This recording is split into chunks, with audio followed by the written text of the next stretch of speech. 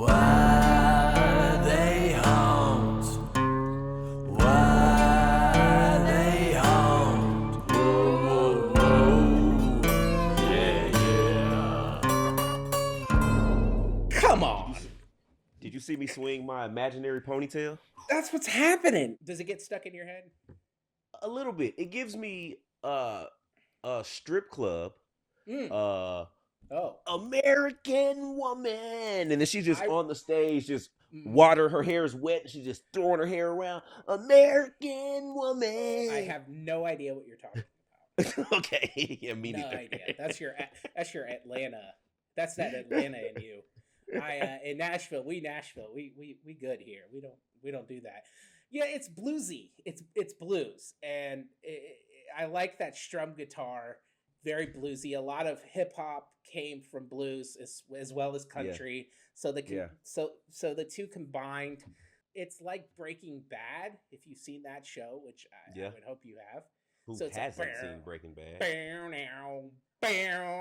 So we could either be a meth dealer, where I'm the teacher and you're Jesse. I have to be Jesse. Well, I mean, Jesse I'm the bad Jesse made a scientist lot in of questionable, but Jesse made a lot of questionable choices. Yeah, but in the end, he survived. He gets a spinoff. He definitely got a spinoff. Yeah, he lived, and he learned from his mistakes. Whereas I was the bad scientist, and I went nuts. Besides, you get to be Batman in the detective story. I have to be Robin. So We can switch. We can switch. No, but you know I'll what? be Bruce Wayne. You be so we're like we're the same person, just different sides of the same coin. Yeah, I'm Batman and you're Yeah. Bruce Wayne. Yeah, so when the suit comes off, this is what you see.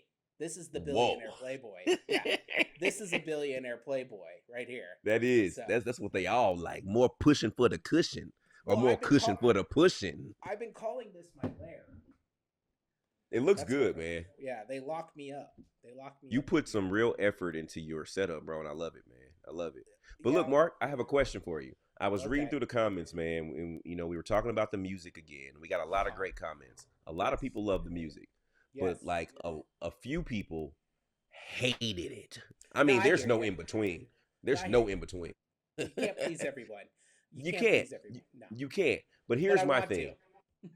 to. We try. Yeah. But my thing is, the people that hated it, Yeah. a few of them I agree, because I hated the part that they hated too. Yeah. And that's the end, the wow, wow, wow, Yeah. whatever dude is saying at the end. Yeah. I he's feel going, like- he's going meow, meow, meow, wow, meow, wow, wow. Like, what is that? You know what the problem was? Let me tell you why. He's your boy. He's my guy. He's my He's- he's my guy. He's my guy. Look, everybody's looking at me, the goofy white boy, and they're like, "Oh, that's Mark all over it." Right. Mark has his It was hand- like, there's no way the black guy produced Yeah. that intro. Dalen did Well, not. guys, And what did I say? got some news. I gave you a note, and what did I tell you to do? Just No, so we're but yeah, clear. but your note, you was like, hey man, go back and see if he can maybe come back with a hip hop. Well, a remix. It's Yeah. gotta be like a little scratch. Why Does it, though? Oh no. Okay.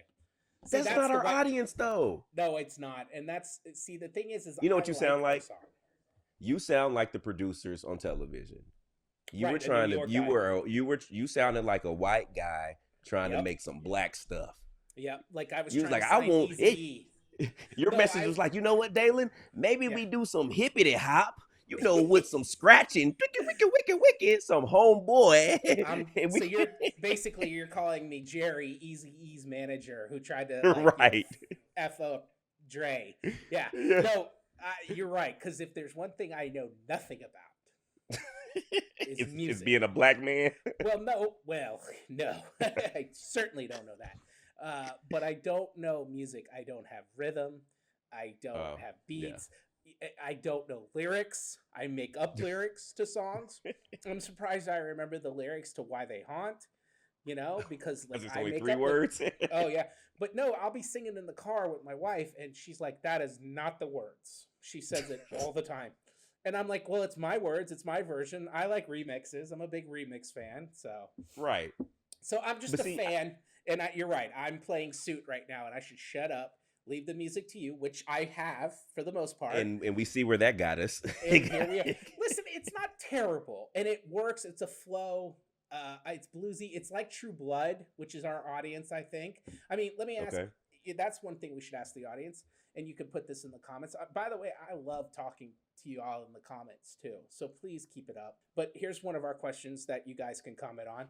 You know, True Blood, Breaking Bad, are you fans of that show? And if you are, do you not hear the similarities in the music? And are those not great television shows? And are they not like the same thing, true crime and paranormal?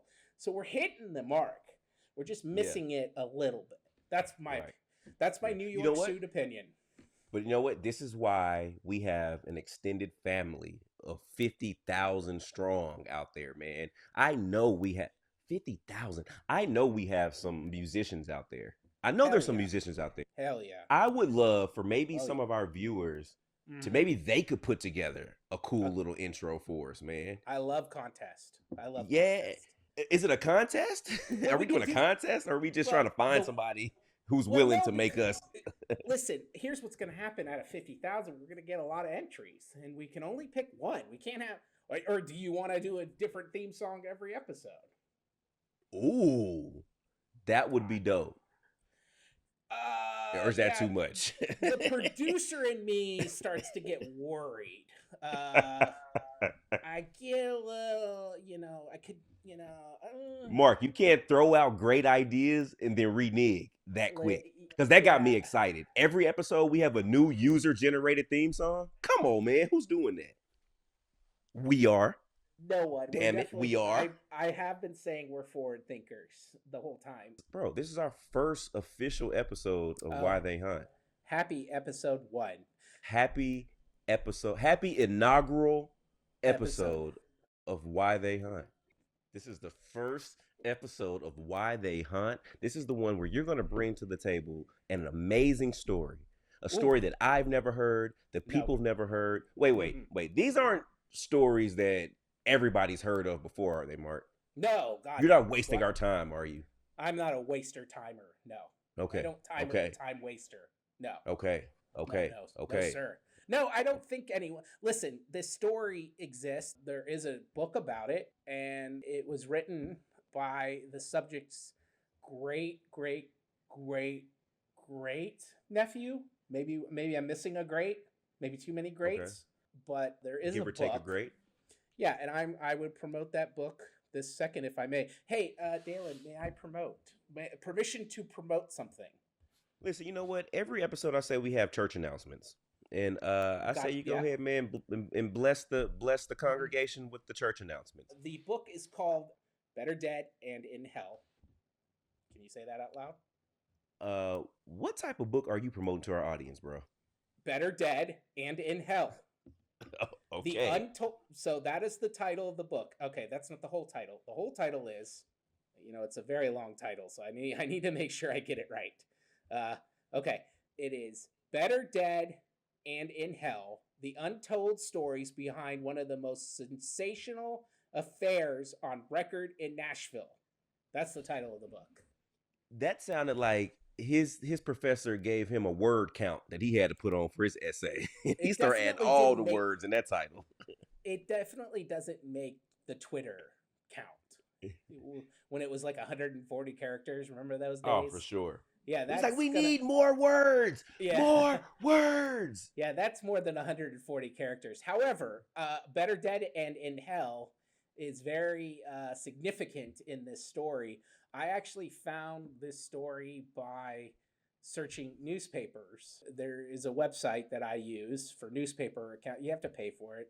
And, I don't want you to pay for it. I want you to just, why spend your hard-earned money when you can just listen to us and watch us for free?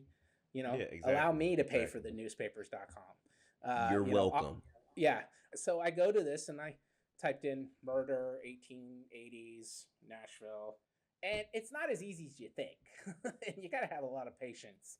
But sure enough, I found a headline that said, straight up, no joke, one of the most sensational shooting affairs of record in Nashville history. That's literally that's a sexy title. That's a sexy title. Right, but that's a man that knows how to write his titles. But that's what the title. Well, that was the newspaper article, but that's what this title is. The untold. That's story. what I'm saying. Yeah. So if I read it like that, better dead than in hell. One of the most sensational shooting affairs in record in Nashville history. You make me want to buy the book. I would buy that book. Well, I do plan on having this gentleman on in a future episode, the author of the book. But today we're going to tell the story of his great aunt. I apologize to Mr. Prosser. I do not know how many greats go there, but I know it's up there. It's a lot of them. Yeah. So we can have guests, right? That's okay. I honestly was just about to say that. You're just adding rules as we go live on the air. Sure. We ain't never talked about having guests on the show. Oh, yeah. Well, but I'm with it. We were talking about that in like the comments because all these people were like, hey, look, Mark's great and all, but like Jack Osborne, like I hear he's around. Like, where's Juwan and Marcus? You know, look, Mark's cool. Like, I think he's so sweet and he's doing a great thing. But like, hey, are you going to have Jack on? What about Cindy Kaza? You know, like, yes. You know what? You're right. We're going to have all of those people on. That. Why not? But I just want you to feel comfortable in your position, Mark. You're not going anywhere, brother. We're you know what? You're the ghost brother from another mother. Oh! God, there we go. What a dream! There we go. Holy there God. we go. That's like there we go. Now I feel like Rick Moranis in Ghostbusters when he put the suit on and he's like, I was born to wear this suit. Right. Now I'm that. Oh my God. Thank you. Now I listen.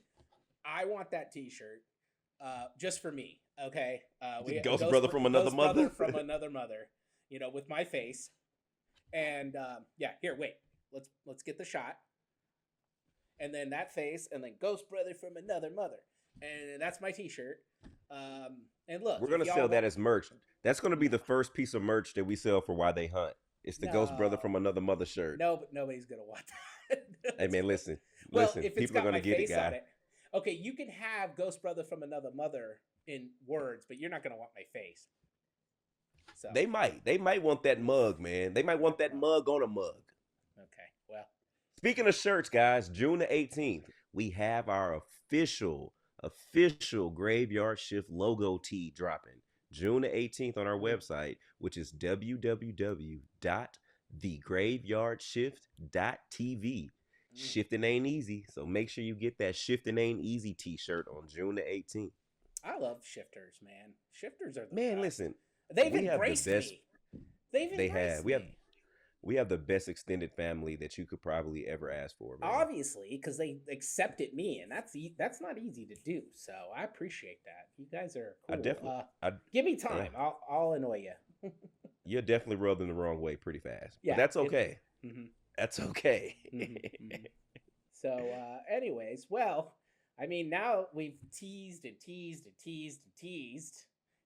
and then we are like, hey, you can have this episode, but we're going to preview it. And then we've also been like, yo, we're going to tell you a story, but we're teasing it. And I've just kind of teased it up. And then you just started talking about T-shirts and you're saying, well, that's not going to come until this. So I think we better give them what we promised, right? Let's give it to him, Mark. I'm ready. Right. Tell me about this story, man. What are we here for? Why they haunt Birdie Patterson, who lives in Mount Olivet Cemetery in Nashville, Tennessee. Now, let me ask you quickly: do you have any aliases, Dalen? Yes. It's Dalen, aka the bad boy of paranormal, aka the Black Zach Morris, aka don't call me, call your girl. But that's nickname. That's a nickname. Aliases. It sounds like you have like real aliases, but. Those are kind of nicknames too. This woman had 7, and Birdie Patterson was not her name. It was very popular back then because one of the most famous AKAs was Billy the Kid, who was known as Billy McCartney that a lot of people don't know that is William McCartney, William H. Bonney, Billy the Kid. You know, these were all these aliases. People don't, a lot of people don't know that Billy the Kid, and Billy the Kid was from New York. You left town when you did some dirtiness. You left town and you changed your name, and it was a lot easier because no one was like, license and registration, please. You know what I mean? Right. So yeah, Birdie Patterson had 7 aliases, so that means there were 7 times she needed to change who she was. So that's just kind of a little teaser of who we got for Birdie Patterson. Okay. And I'll get into her aliases later, but she is today's ghost. Birdie died on July 5th, the day after 4th of July in 1883, and her death has always been shrouded in mystery. But what I don't know is, why does Birdie haunt the corner of what's called St. Cloud Alley in Nashville, Tennessee, named after the St. Cloud Hotel? The building actually still stands to this day in downtown Nashville, and apparently you can hear some rustlings going on and some screaming and some yelling and some shouting that terrify people. And mainly it's a restaurant now, so mainly the staff of the restaurant get all these rustlings, but yeah, it all happens on the second floor, and a lot of people think that you can hear blood-curdling screams of what I assume is Birdie Patterson haunting this building. And that screaming and yelling was actually the scene of the crime of what happened, because one lone fatal bullet would enter her chest and end her life. And despite countless efforts to unravel the mystery surrounding her death, the details remain obscure to this day. Oh, wow. Okay, poor Birdie. Yeah, Birdie Patterson's pretty gangster, though, that name. Wouldn't you say? I was thinking about that. I was like, damn, that's a really cool name for her to give herself. Because, I mean, if you're going to change your name 7 times, by the time you get to name Birdie 5 or 6, you got to start being pretty creative. Yeah, well, it was interesting because that was how they, and no one really cared. You could just change your name and no one really cared. So in the newspaper, she was known as Birdie Patterson. No one really cared about her real name. She was a well-known figure in Nashville during the late 1800s, despite only living there for 3 years. She was a prostitute and a madam who ran several brothels in the city, and she was known for her flamboyant, colorful personality and extravagant lifestyle. This is what got me so excited about Birdie Patterson, because I would read the newspaper articles about her, and they talked about how flamboyant she was and how extravagant she was and how beautiful she was. And like people like spoke about her like they were just obsessed with her. And I always envisioned like this Marilyn Monroe, this Paris Hilton of her era. They didn't have hair dye back then, so I don't think she had platinum blonde hair, but I do believe that she was a looker. And there were conversations inappropriately about her bust size as well. So, and those were How do you find all that information out, Mark? Newspaper. I'm not joking. That was in the newspaper. Yeah, well, and also the trial that's coming up, there would be doctors that talked about her bust size. Like it's, oh wow. Yeah, so she had large bust. You could see the reporters were enamored by her. You could see that just people were just obsessed with just what's Birdie Patterson doing. And then of course to top it off, she had that awesome name. But she was very well known around town. Most certainly had many suitors for her service, described by one reporter in the Tennessean after her death as having, quote, nut brown hair, soft, large brown eyes, regular features, and fine teeth. We'll stop right there. She actually had teeth, which is that's a big deal back then. For sure. And she had fine teeth. So I don't know if they're saying... care of them. Yeah, but I don't know if they're saying she had fine teeth, like she's fine, but she had teeth that were, fine. Anyways. What? Okay, I feel you, Mark. Got you. Yeah. Her form, which we all know what that means, would have been a pattern for a sculptor. Okay. As somebody that loves the Renaissance. You know what that's looking like. Yeah, a sculptor, the Renaissance. I mean, you're not just going to sculpt some, You're gonna twig. You're gonna sculpt. You're sculpting. Right. Right. Like in Ghost, they're making the pottery, the clay pottery, and they're going like this. Yep. That's you're sculpting. So hourglass. Right. Coke bottle. Dragon or wagon. as I like to call it. Oh, all right. Yeah. So her form would have been patterned for a sculptor. And one learned gentleman who was present at the scene of her killing said it reminded him of models he had seen of the Venus of the Medici. And again, that goes back to the Renaissance. Wow. The Venus of the Medici. So let's break this down, if we may. Venus is the goddess of love. She's one of them. She's the goddess of beauty. Again, for the comment section, but Venus is like the goddess, right? So a goddess of the Medici. And the Medicis were like, you know, the top Renaissance people. They dominate the Renaissance. All the artwork was commissioned by the Medicis, right? So this is a Renaissance beauty. So a Botticelli. You've heard this, you've heard the term, the body of a Botticelli? I have not. Oh, jeez.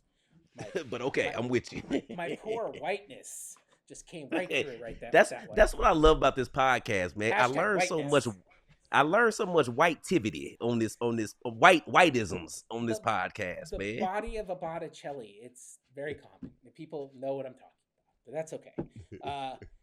She is said to have been very stylish in appearance and always dressed very handsomely. Even the good doctor that attended to her said she was well formed, and another doctor added that she had rather full breast. That is so misogynistic that like all these men, that's all they're commenting about on this woman. Yeah, she died, but let's not forget she was busting out the chest. Like, come on, man. Really? Like, that's horrible. People would see her around town wearing expensive jewelry, alpaca furs. She'd throw wild parties.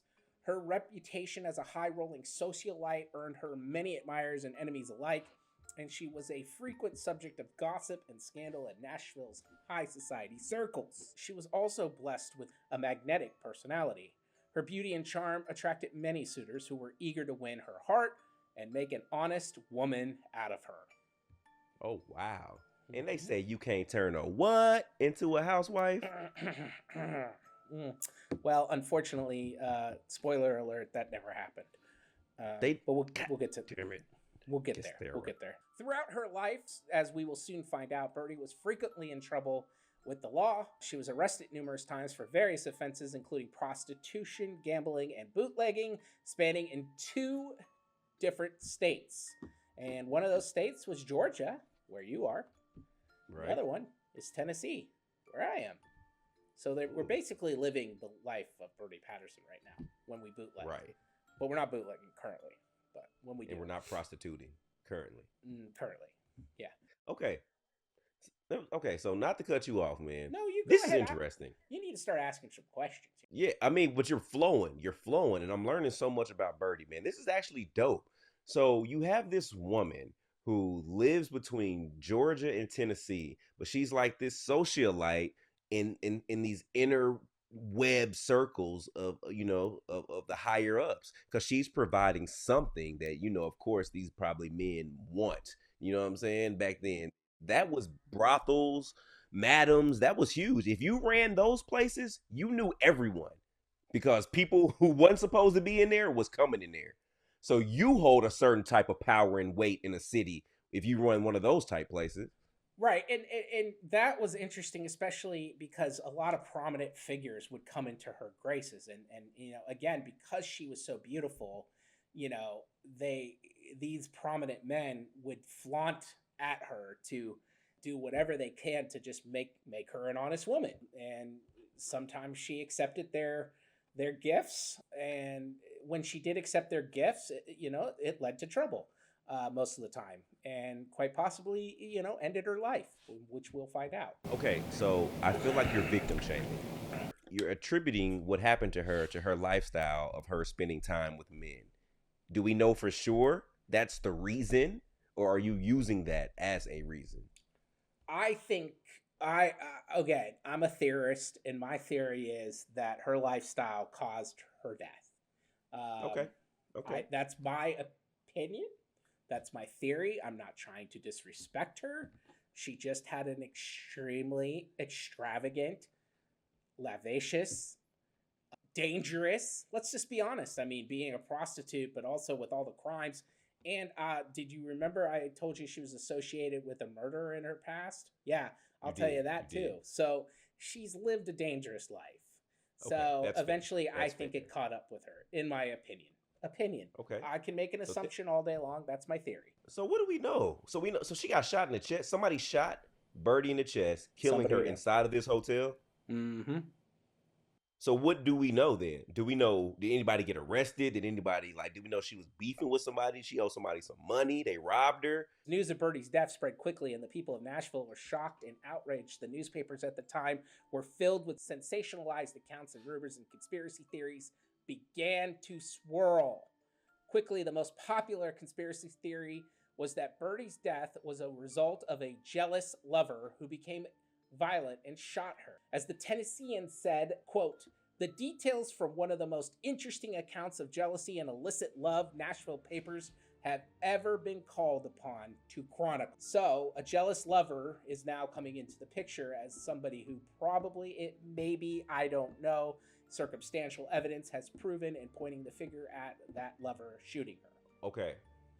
I feel like they always go to a jilted lover when it comes to some type of It's always the case husband. like this. It's always some type of lover. But this story oddly sounds like the Nicole Brown Simpson story, man. Mm-hmm. Wrong time, wrong place at wrong time, and lover, jealous lover. Yeah. So what happened? So she's at the hotel, and they think what? Just someone just came up there, and was she with somebody? They caught her with somebody. You think? Well, here's what went down. It's 4th of July. It's 1883. It's Nashville. Nashville's a river city. So many ships are docked along the river, as I'm sure many captains gave their crew the day off to celebrate America's birthday. Much like today, Nashville back then was a sprawling metropolis for all things entertainment, especially for men who work on boats. As you come off the boats, you are immediately in a very seedy part of town known as Smoky Row. Smoky Row got its name because the massive amounts of steam coming off the steamboat dock surrounded the first 4 blocks of the city. Of course, where there's smoke, there's fire, as Smoky Row was what we would call the red light district of Nashville. In fact, Nashville has a long history of brothels and gambling houses dating back to the Civil War. When the North seized Nashville in 1862, Nashville became a holding ground for troops in between battle. And what do bored young men like to do in the hot summer days when they're sitting around doing absolutely nothing? Especially, we're talking about like teenagers. They like to drink and look at boobies. And there were a lot of women with boobies, and a lot of women with boobies that are allowing you to touch them for a small fee. And I don't mean any disrespect, but this is just what happened. And that's why in 1862, Nashville became the first city in America to legalize prostitution. Wait, are you serious? Mm-hmm. Wait, so is prostitution still legal in Nashville right now? No. God, no. It didn't. That bill didn't work out too well. No, it didn't go. It didn't last long. But, see, here's the real deal. This is the story behind that. Because, see, during the first year of the Civil War, more soldiers were actually dying of STDs than bullets, mainly syphilis.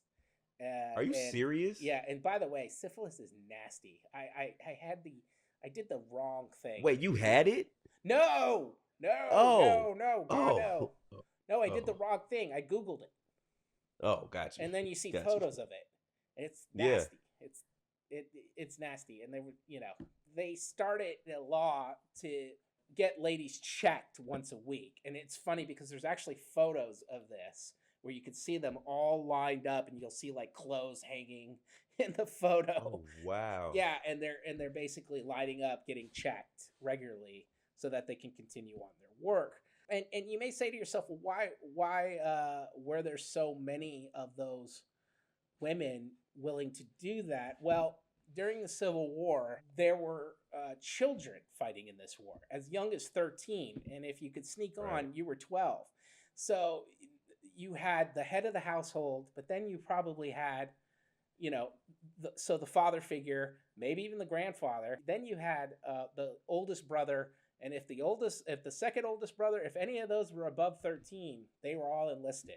So there were a lot of farmers, and they weren't wealthy farmers. You know what I mean? There were a lot of farmers who, the muscle and the strength of the family left, and there wasn't a lot of money to be made. So, in order to make money, these women sold, for lack of a better term, their body.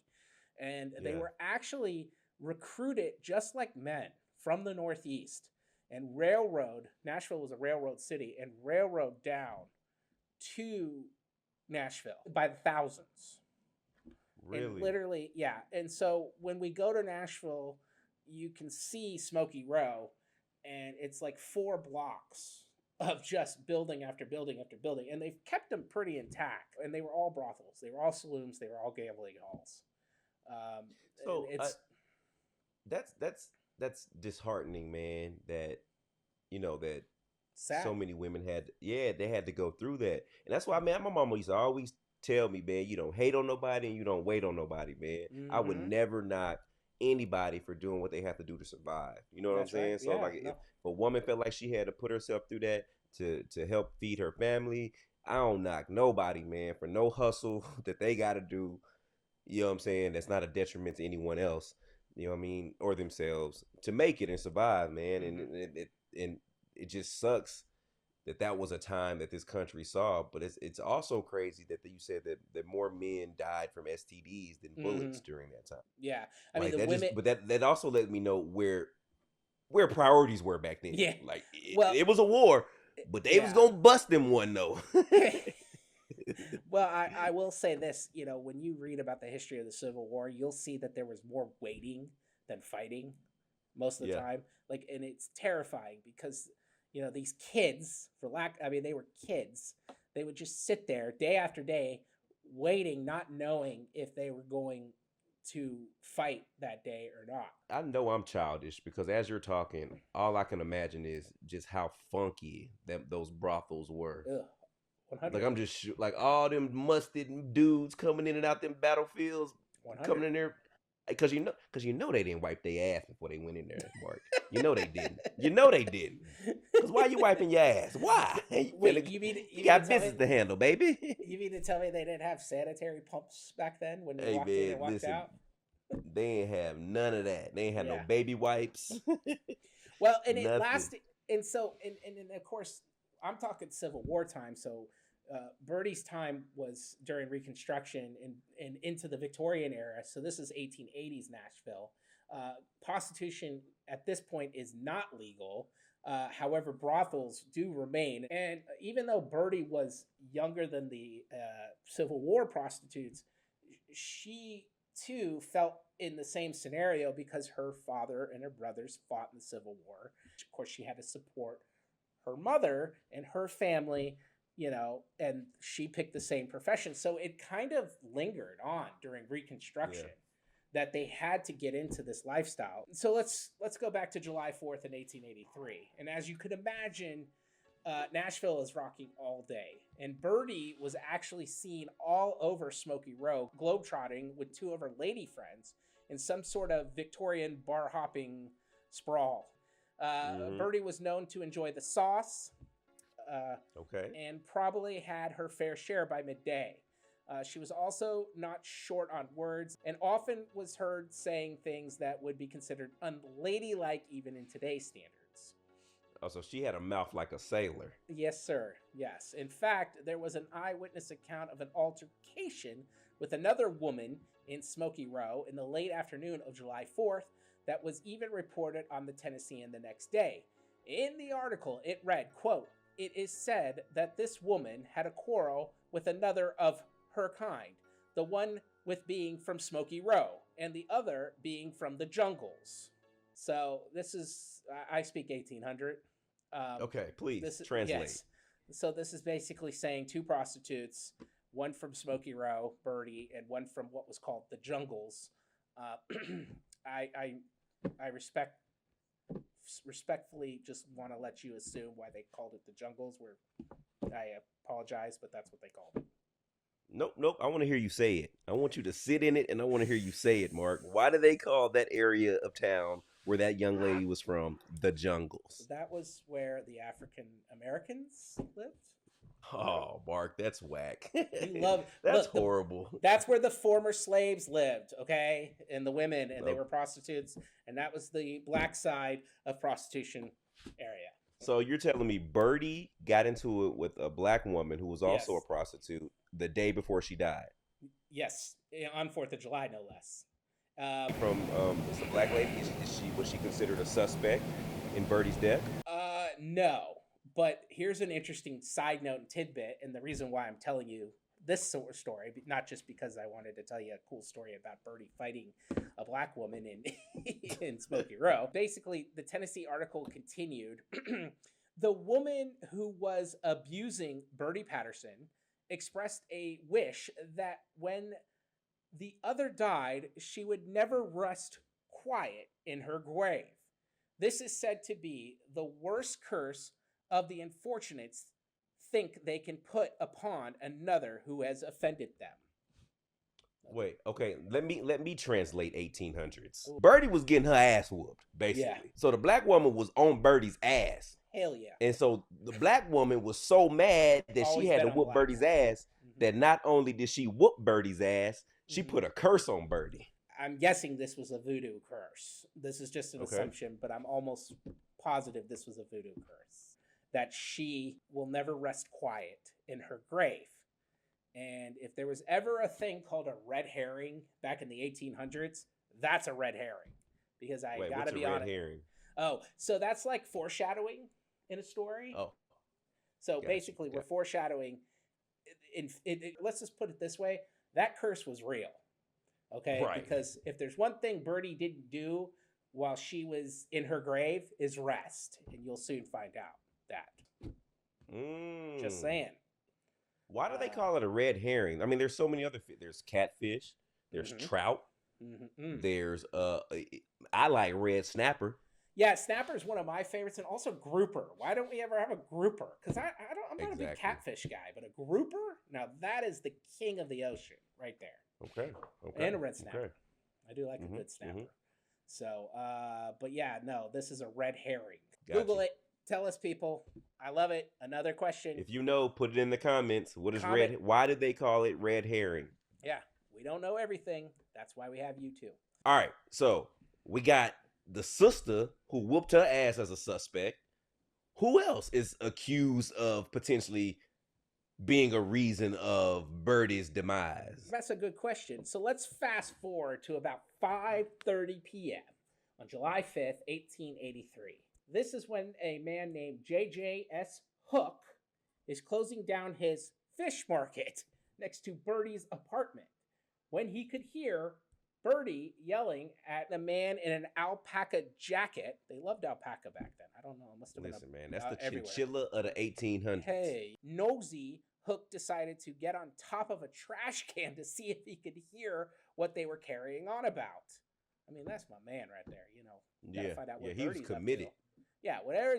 Let's get on a trash can. I'm gonna find out what Birdie's doing. He later testified in court that he heard Birdie say to the man, "I'm going home." To which the man, who appeared to be in a drunken stupor, replied, "You shall not leave me. I will kill you first." Ooh.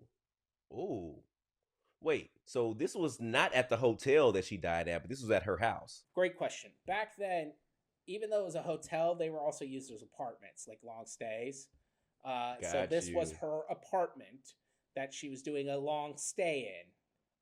Arranged by a man who we will later find out is the same man that yelled, "I will kill you first." Oh, wow. So she had, so 4th of July, she gets into a fight. The 5th of July, the evening of the 5th of July, she's arguing in her house with her ex and her maid. Okay, so then what happened? Not necessarily her ex. You're just assuming ex. I never said ex. Oh, okay. So it could be her. It's a fella she has dealings with. A fellow she has dealings with. Yes. And you hear a witness who's standing on a trash can outside of Birdie's house doing what he's doing for whatever reason. Here's this man tell Birdie, "I will kill you." Yeah. The witness heard that. Yeah. Okay. Gotcha. I'm with you. The fishmonger named Hook. I mean, could you not have a better name? I mean, that guy was born to be a fishmonger. So, Now, Birdie being Birdie and not one to put up with a threat fired back immediately, and this is truly good. She said, quote, "Go ahead and kill me then. I would rather be dead and in hell than living in hell." Okay, so wait, Birdie, your math ain't mathing, Birdie. Your math ain't mathing. You would rather be dead in hell than in hell. Than living in hell. Birdie, Birdie, you're gonna be. She's trying to say she's living in hell now, and she'd rather be dead in hell than living in hell.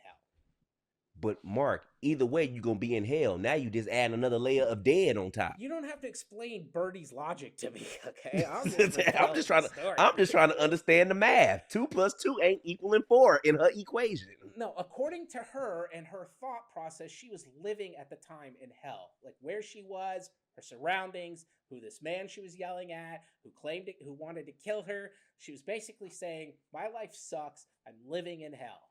And I'd rather be dead in hell, not living in hell. So kill me, basically is what she was saying. I got you. That's me speaking 1800s. I got now, you. do you remember the title of the book?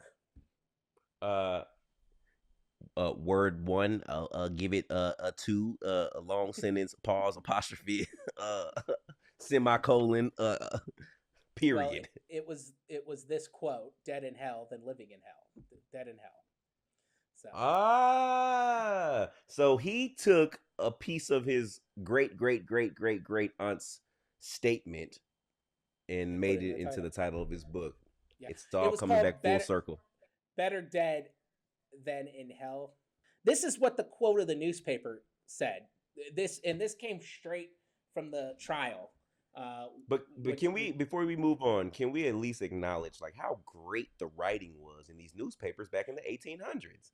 Like they put some effort into their language, dude, and they loved Birdie. So imagine how colorful it was. Like reading newspapers from the 1800s is so fun. But of course, that was entertainment. That wasn't just like, hey, I'm reading for information. You were reading for entertainment. And they were sensationalisms. They were just beautiful writers. And you know what? Who cared about fact checking back then? You know, because there was no Google. And oh, by the way, it also sounds like she's suicidal. Her saying she's living in hell maybe suggests that she's suicidal. And I bring that up because that's going to come up in an important part in the story later on. Okay. Now, it's at this time where that shout, where, you know, I'd rather be dead in hell than living in hell, from Birdie's mouth, is when a guy named E.N. DeFord, an agent for Wheeler and Wilson sewing machines, heard a woman scream. The piercing cry for help was immediately then followed by a pistol shot. DeFord ran as fast as he could up to where the shot came from, and by the time he made it up there, he saw our girl, Birdie, sitting in a rocking chair, a pistol on the floor next to her, and an old portly man, later identified as William L. Boyd, passed out face down on the bed. Here is an excerpt from the Tennessean from July 6, 1883, on how DeFord described it to them. Quote, "She sat pointing the forefinger of her right hand toward him, while her life's blood welled from her left breast, dyeing the entire body of her dress crimson. The woman dropped her hand, uttering, 'Murdered! Murdered!'" That's the Tennessean. That was beautiful. That's poetry. Like dyeing her entire body crimson. Whew. No, that was. I viewed it. I in my head, I was picturing her wearing this white blouse and the blood just slowly pouring out of her left bosom, staining her. Yeah. So what's interesting is, you're telling me this guy, this door-to-door salesman, is walking minding his own business. Mm-hmm. He hears the word murder, and then hears a gunshot. Mm-hmm. Him with no weapon. Yeah. Huh? Yeah, why would you hear murder before the shot? Exactly, right? Because I would think if someone pulls a gun on you, you're going to be like, hey, don't kill me, or don't shoot, or not murder. And then he becomes Captain Save a Woman and runs upstairs to her house, her unit, and then sees her sitting on a chair, bleeding out, pointing at a man who's passed out on the bed. Passed How out did on the the man bed. pass out on the bed? Like, what was that about? Well, so the story goes that Boyd spent a lot of time at a neighboring fancy schmancy hotel, which is about 2 blocks east, called the Maxwell House. And if you're thinking, well, that sounds familiar, that's right. The Coffee Maxwell House got its name from the Maxwell House Hotel. Oh, wow. Good to the last drop. And anyways, so the Maxwell House, so the man was always seen there during the day. So on July 5th, it's reported that William L. Boyd Sr. was doing his usual, which was drinking brandy literally all day, getting totally sauced from 9 a.m. till about 4 when he left to go west, which we assume, as eyewitnesses are reporting, that he was going to Birdie's apartment, which we later find out also that Boyd financed. So Boyd was paying for his lady's apartment, Mm-hmm. got slizzard, and came over to her house ready to start something. Yeah. Okay. All right. Okay. So obviously Boyd shot her, right? So we're assuming he pulled a gun out, shoots her, and then immediately passes out. Possible. Maybe he was so shocked because she's not even dead yet by the time the guy runs up the stairs. Yeah. Because he sees her and she still yells murder and points. Yeah, and pointing. So she's basically saying he shot. They call that a dying declaration. Interesting. Yeah. Tell me more. Yeah. Tell me more. That's all. That's what they call it. A dying declaration when you're on your deathbed and your last few words are telling who did it. And that is admissible in a court of law. Really?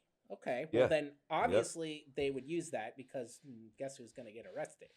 So anyways, by this time, a Dr. Freeman was also walking by. Very busy corner, by the way. Everybody's just walking by at the right time to see this, right? Yeah. So Dr. Freeman heard the shot too, and he ran to Birdie's side. Can I also point out that Dr. Freeman is not a medical doctor? He's a dentist, which is kind of medicine, but he's a dentist. So I feel like dentists always get like the short end of the stick in the doctor world. It's true, they do, but like, I'm sorry, you're bleeding out crimson in your white dress, Dalen. Who are you calling? A dentist? Hey man, listen. At that moment, you got to get what you can get. Yeah. All right. So after all this, are we still listening? I hope. Here's where the mystery begins. Freeman lays her down, and she's continuing to murmur something, but he thought she was saying mercy, not murdered. So he began examining her left breast, and he finds something he didn't expect. A blood-stained letter addressed to a Miss E.A. Prosser in Americus, Georgia. Naturally, rather than attend to the dying woman bleeding out on the ground, the good doctor tears open the letter and reads it. And the letter opens up with, "My dear mama." Oh, wow. Yeah. So now Birdie Patterson has another name. We know her last name is Prosser. So then the doc, the dentist, rather than attend to the dying woman again, turns to Boyd, still face down on the bed, by the way, next to them, and asks him what he knows about this. And everyone knows it's old Birdie Patterson, the notorious madam who was never married. Why did she write to a woman with the last name of Prosser? And why was it her dear mama in Georgia and not in Tennessee? So Boyd, still drunk off the brandy, just mumbled, "I think she shot herself." Of course. Yeah, well, no, but again, he's passed out drunk. You were kind of taking that there, like he doesn't know. He could have been passed out drunk on the bed. He doesn't know. And if she's yelling mercy, mercy, as in like, I want mercy, I want to be relieved of I need, I give up, uncle, whatever the term is. If she's saying that, not murdered, well, that definitely changes the story. And then it becomes, she's not pointing to a murderer, she's pointing that she wants mercy. That's very interesting and definitely something Boyd will use later in his defense. Mark, I ain't gonna lie to you. That sounds like some BS. Like, why would I yell mercy before I shoot myself and then be pointing at the man on the bed You know what I'm saying? And You're not pointing at Birdie him and still Patterson. saying mercy. You're not I'm Birdie not. Patterson. But you know what's crazy? You know what's crazy? I actually know a guy. I know a guy. No, not Birdie. But like season 1 or 2 of the original Ghost Brothers, our producer was this guy from the UK named Steve. And He was Steve had a best. Steve was great. Steve was a good guy. But Steve had a best friend. And he showed us the news article and everything. His best friend was at his house with his girl. And his best friend went to sleep. They went to sleep in the bed. His best friend woke up out of the bed covered in blood with the woman next to him stabbed like 30, 40 times. So he rushes down the stairs and calls Steve. He calls his best friend Steve and is like, bro, I don't know what. I just woke up. Blood is everywhere. Lucy's dead. Stabbed at that. Like, I don't know. And Steve was like, bro, you just got to call the police. Do you know that man is locked up in jail right now for life? He still don't know what, how, when, where. Like, it's the craziest story ever. So when you say that about Birdie, like, that's crazy. Like, who knows? Like, what if genuinely he passes out and Birdie shoots herself, or someone else comes in there and shoots Birdie, and he just wakes up to this, and now he's like blamed for it? Please continue your story. I do like where your head's going, because I'm telling you straight up, that's why circumstantial evidence and you're innocent until proven guilty is very important in our judicial system. Okay. Granted, you know, there's, for every OJ and Casey Anthony out there, there are people that are innocent and are guilty, and then are not acquitted, and they do go to jail for life, which is unfortunate. And you know, that's why the appeals process in the United States is so big, because you know, you do have the right to always appeal your case as long as you can, as long as you can hold on. And you know, that's why a lot of murderers on death row appeal to the very end, and they stay on death row for 20, 25 years before they are done, because they're appealing their case. And then finally, you know, the judge is like, no more appeals, that's it. So, but they, you know, that's, our judicial system does work when it works, and that's why it's so important. But at the same time, then it doesn't work. So circumstantial evidence sucks if you're a detective and all you have is circumstantial evidence without a smoking gun, you have nothing. And back then, you know, there were no ballistics tests. There were no fingerprints. It was just he said, she said. And right now we got a woman who some people are saying is saying murderer, and then we got a doctor who's saying she's saying mercy. So, you know, at this point, it's, did she die by murder or did she die by suicide? That is really the question, I think. Or I like your, and if it was murder, was it Boyd, or did somebody come up and shoot her? Well, let's see. Let's see what I can come up with here in my little cliff notes. So finally, the cops arrive. I know it seemed like it took a while, but they did. All these people have rushed. Everybody's there but the police. Yeah, the police, no, but the dentist is there, so don't worry. The fishmonger's around the corner, you know, so in case you need some salmon. So finally, the cops arrive, and they want to take old Boyd down to the station for questioning. But all he could say is, "Get my umbrella." Because you got to get your umbrella. Yeah. And Birdie is still just bleeding out, by the way. So she's not dead yet. She's just still like let the car. Yeah. So they started pulling Boyd away from Birdie, or whatever her name was, but Boyd wouldn't go. He just kept holding on to her, whispering in her ear, "My sweet Birdie, it's me, baby. Don't you know me?" So Boyd, who was half her age, by the way, at 61 years old, did love her, clearly. If he's doing that, or is that fake? I don't know. Bro, he was also drunk. Boyd was drunk. Was drunk. He probably thought Birdie was asleep. He was like, baby, come on, baby. I love you, baby. Come on, baby, don't do this. You got the police here, baby. Wake up, baby. I'm ready to go. Let's go again. Finally, the cops do get him to the station, and they threw him in the cell on a bench warrant. And shortly after, Birdie's waiting maid, Fanny Washington, showed up and told police that he, being Boyd, must have shot her when she didn't come home last night until after 2 in the morning. And she said, quote, "I knew some trouble would come of it."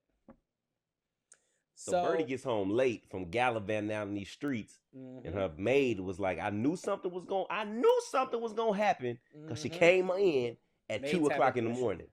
Maid intuition, yeah. And remember now about the previous day's afternoon too, she got into that fight, and there's no telling what happened between the fight, because she obviously was doing what Birdie was known to do, which is run her mouth and drink a lot. So there's no telling what happened between that point and 2 a.m. So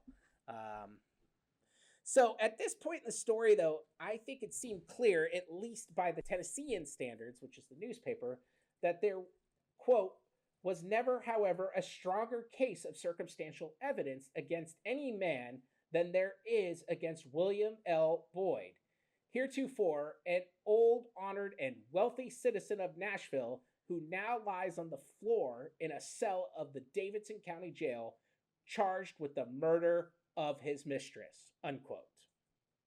But, all they have is a man laying next to a woman that was shot. I'm not saying Boyd didn't do it, but I'm just saying. People have been convicted. People have been convicted of for far less. I agree, yeah. Now, Boyd is charged with a murder. He pleads not guilty, continuing to state that Birdie killed herself, but many witnesses didn't believe him. Fanny told police that Mr. Boyd, drunk off the brandy sauce, told her to go fetch the barber at around 5:30 and said not to hurry so he could get a haircut, which is why she was not present during the shooting. She also said that her poor Miss Birdie, quote unquote, was very cheerful and writing a letter to her mother. But was this letter a suicide note?